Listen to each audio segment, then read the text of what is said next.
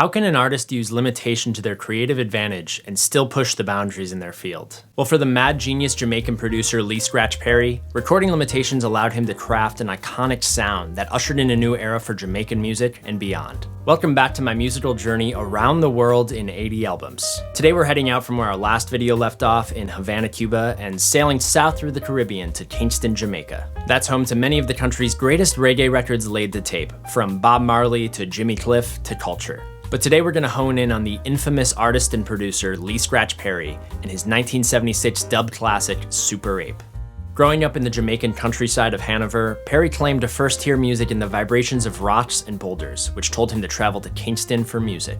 He got his start working at studios recording ska artists and eventually worked his way up to a producer role. After a spiritual awakening in the late 60s, Lee left his demanding recording gig and turned toward artistry, recording revolutionary hits like People Funny Boy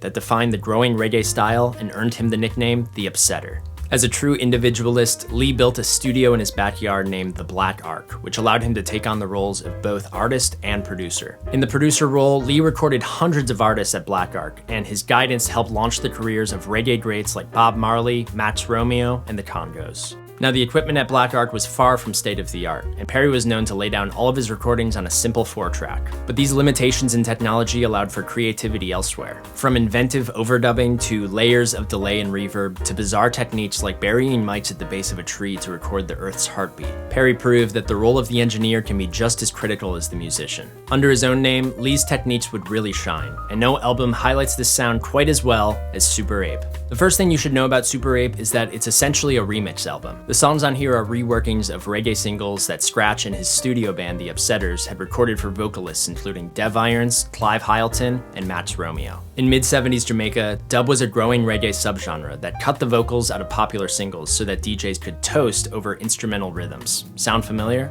But Scratch's approach to dub went further than just cutting vocals. Instead, he used the opportunity to reinvent these tracks into cavernous psychedelic odysseys. And once the first groove of the opening track Zion Blood kicks in, it becomes clear that this is no typical reggae record. Instead, a sonic cloud of deep, hazy mists envelops you, taking full control over your senses. Everywhere you look on Super Ape, you'll be met with tunnels of reverb, murky bass grooves, and a trippy array of hand percussion. And without any lead vocals to tie these songs down, they instead drift off into a lazy river of relaxed grooves. Album highlights like Curly Dub and Dread Lion bring out this emphasis on drums and bass as each song's centerpiece. And through this unconventional approach to recording on Super Ape and other dub projects at Black Ark, Scratch's influence would extend way further than Jamaica. Dub played a huge role in the development of hip-hop as Jamaican toasting made its way to the streets of New York City. And dub DJ culture would also influence house, jungle, techno, and even punk through Scratch's collaborations with The Clash. And while Black Ark Studios would burn down, possibly by Perry's own hand, just a few years later in '79,